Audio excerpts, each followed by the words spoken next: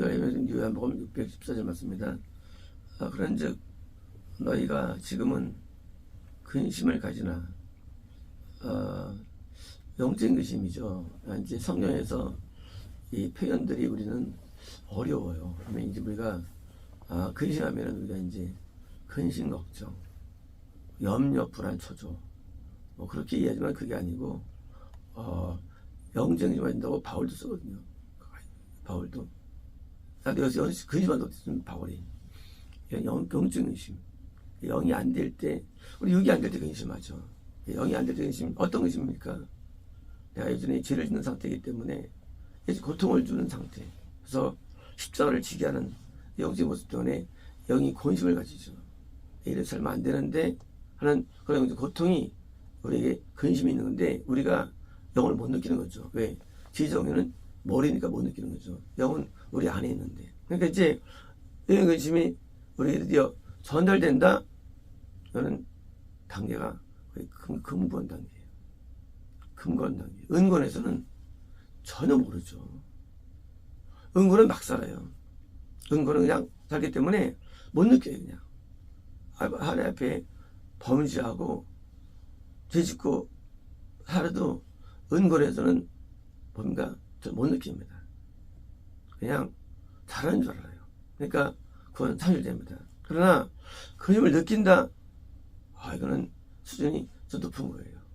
내가 예수님께 고통을 드리는구나. 이러면 안 되는데라는 그런 자각심이 있는 상태. 겸인 상태, 그 맞으나 다시 내가 너희를 볼 것이며, 뭡니까? 이제 그렇게 근심을 된 상태에서죠. 상태가 되죠. 이제 십자가를 내가 지게 하는 채찍에 때리고 그리고 못을 받고 가시를 쓰고 그리고 창에 찔리며 벌거벗는 모든 고통은 내가 드디어 이제 고통을 않게 되니까 그러니까 다시 기쁨을 쏩니다. 누가요? 예수께서 다시 기쁨을 준 거예요. 볼 것이며 너희 마음이 기쁠 것이며 드디어 우리 마음이 영적인 이것도요. 이것도 기쁨 영적인 게 아니죠. 영적으로 주님이 기뻐하시고 즐거워하시니까 그 기쁨이 전달되는 거죠. 그래서 이제 주님의 기쁨 때문에 나도 기뻐하는. 그래서 너희 기쁨이 기뻐하시며 아무도 너희에게서 너희 기쁨을 들어보는. 그러니까 이제 이 기쁨은 떠나지 않죠. 이게 곡선이 없죠. 왜요? 이제는 예수님께 모든 중재를 벗어버린 상태이기 때문에 이제 예수님께 더 이상 범죄하지 않고 이제는 기쁨 받기 때문에 이제 이 기쁨이가 떠나지 않죠. 아무도 빼앗기 못합니다. 왜? 이 기쁨은 지정의 기쁨이 아니죠. 영의 기쁨, 내 영의 기쁨인데 기쁨이 나한테 늘 전달되죠. 왜? 사실 그 기쁨은 예수님의 기쁨이죠. 그래서 예수님의 기쁨이 나한테 전달되고 내 기쁨이 그러니까 늘 기쁜 거, 늘 행복한 거, 늘 평안한 거. 어디가? 영원히. 우리의 육체는 공부할 수 있죠. 육체는 고생했지만 영은 기쁜 거예요. 그래서 주님의 향단 우리가 보석을 딱 해보십시오. 귀에다가 달으십시오. 보석을 가진 느낌이죠. 여기 다이아몬드를 달고 뭐요? 귀한 느낌이에요. 이제는 귀부인 된 거예요. 귀한 자가 된 거예요. 그래서 우리가 세상적으로 대통령이면 방탄차가 오고 귀한 느낌이 오죠. 영적으로도 드디어 이제 귀한 자가 된 거예요. 또 귀한 자가 느끼는 그런 기쁨을 가진 겁니다. 이제는 어둠이 우리를 농락하지 못하고 어둠이 우리를 어떻게 하지 못해요. 왜요? 이미 어둠을 이겼고 승리했기 때문에 이제는 그 기쁨이 뭐요? 영속적인, 언제까지? 내가 청교할 때까지 영속적인 기쁨을 소유하죠. 사도 바울이 그 감옥 속에서도 기뻐하고 우리 모든 환난 가운데 기뻐하고 사도 바울이 기뻐하고 그 별 빼앗았죠. 빌립보에서 기뻐를 몇 번입니까? 7번입니까? 그렇게 기쁨이 나오죠. 왜? 속에서 올라오는 기쁨. 이 기쁨은 인간께 아닙니다. 이거는 하늘 천국에 있는 사실은 하나님에게 있는 예수에게 있는 기쁨이 우리에게 투영되는 거예요. 심지어 모세는요, 얼마나 기뻤는지 휘장을 머리에 썼어요. 왜? 기쁨이 빛으로 나가가지고 못 보겠다는 거예요. 모세를. 이것은요, 향단에서는 기쁨이죠. 얼마나 기쁘면 얼굴이 빛이 나가지고 볼 수 없을까요? 그래서 얼굴을 가리다가 드디어 모세가 학교 나갈 때 복수 들어가고요. 그리고 반대쪽 별 가리고 이런 향단의 기쁨이 존재합니다. 우리가 경험 못하지만 존재한다는 겁니다. 우리가 모르는 거예요. 그 세상을. 이 프란시스가 얼마나 기뻐했는지 정말 그게 많습니다. 그 기쁨은 그쓸 때 항상 눈물과 기쁨이 동시에 있습니다. 항상 향단 기쁨이죠.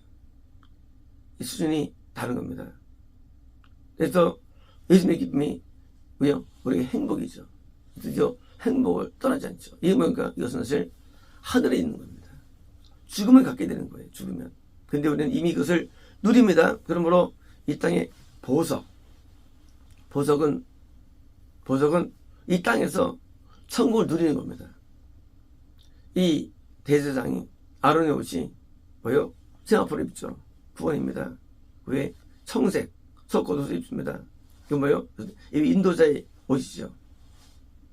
그거는요, 군 인도입니다. 거기도 또 에봇은요, 붉은한 거예요. 아름다운 컬러풀한 옷입니다. 에봇이 붙어 있어요. 뭐가요?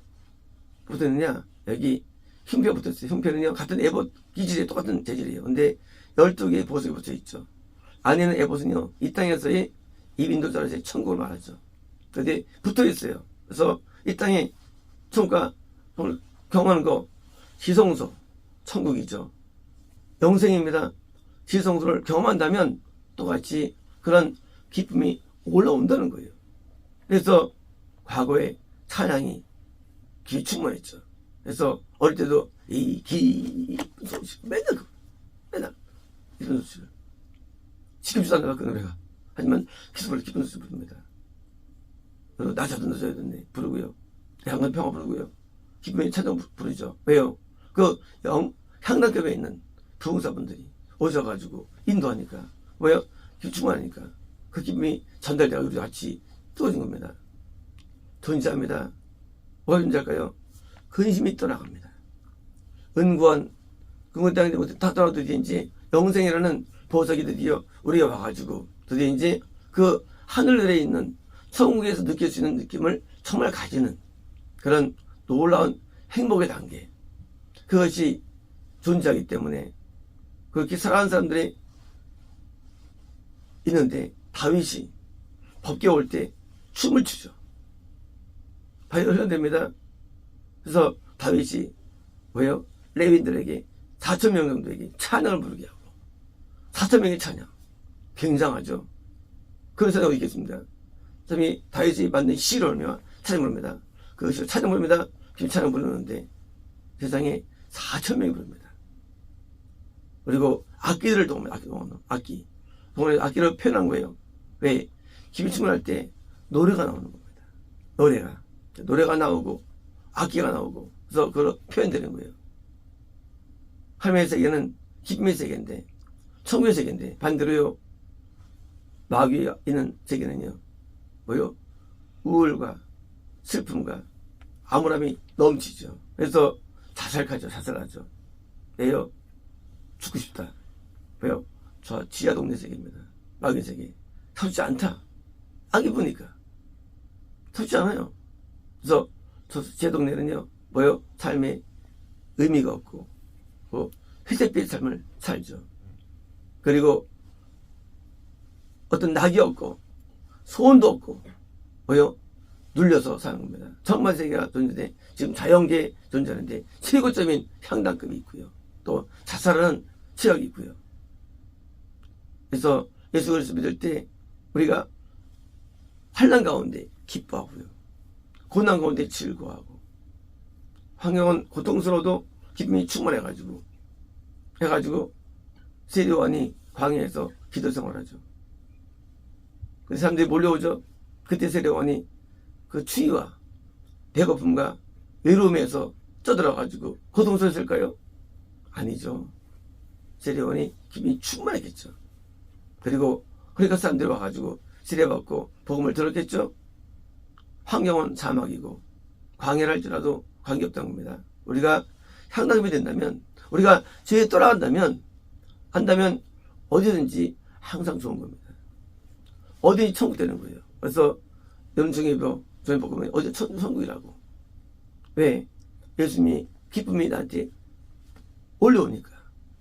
그 지성소에 천사 둘이 있죠. 근데 지성소가 가려면 그 지성소에 천국이 영광이 오는 겁니다.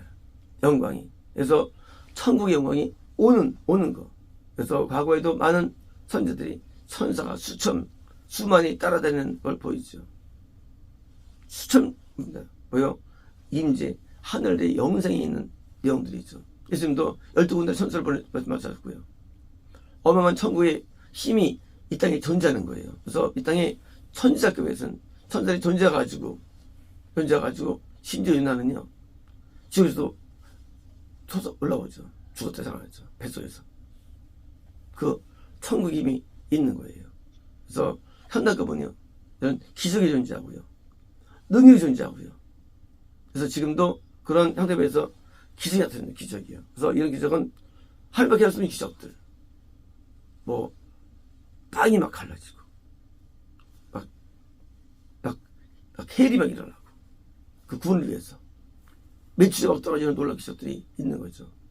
왜요? 향당하면 기적이 존재합니다. 왜? 천국은요, 그것은 자연을 넘는 뭡니까? 초자연의 세계는 거죠. 초자연의 세계. 그래서 제가 어찌 하느냐? 예수님께서 몸을 구하셨는데 몸인데 사라졌어. 초자연의 세계. 그게 바로 향락에 있는 겁니다. 그래서 놀랍게도 노아도 뭐요? 하늘에 있는 그 수면층이 다 쏟아져도 홍수가 되는데 방주에서 살아남는 초자연의 세계들. 그리고 지구 지축이 갈라져서 또 산과들이 높아지는 세계가 나죠.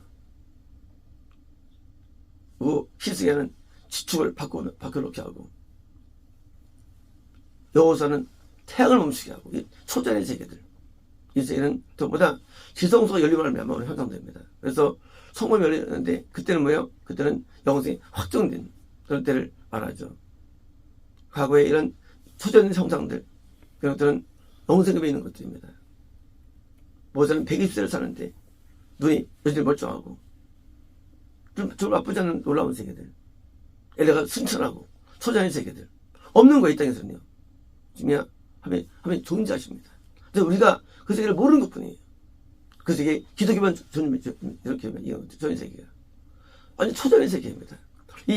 이방에 있는 그런 쫓아란 그런 몇 가지 비교가 안 돼요, 세계는. 뭐 연한다는 하면 다른 세계는요. 완전 또 다른 세계. 초전 세계 보니까 향락급이. 그래서 이 지구와 우주가 변형되는 우리 같은 신앙에도 기후가 변화되는데 우리 같은 신앙에도 예전 올 때 그들은 놀랍죠. 이건 기성도 아니고 이건 바꾸는 거예요. 우주를요. 지구 자체를. 우리 같은 신앙에서도 10도를 내서가지고 이가 올라갔는데 그들은 얼마나 놀라울까요? 한다가면요 놀라운 세계입니다. 왜? 하나님 성함이 임재하셔가지고 여기는요 뭐요? 이제 기적대가 나타나는데 그 중에 하나 뭡니까? 기쁨이 충만함이라는 전제 조건입니다. 이제 그렇게 기쁨이 충만하냐? 영성감이 있느냐? 이제 그러면 너 이제 이런 일이 일어날 거야가 이제 내 뜻이랍니다. 이런 일이 일어날 거야 이제 증거로서. 그래서 초자연의 세계가 존재합니다. 누구에게? 영생급에 존재합니다. 마치겠습니다.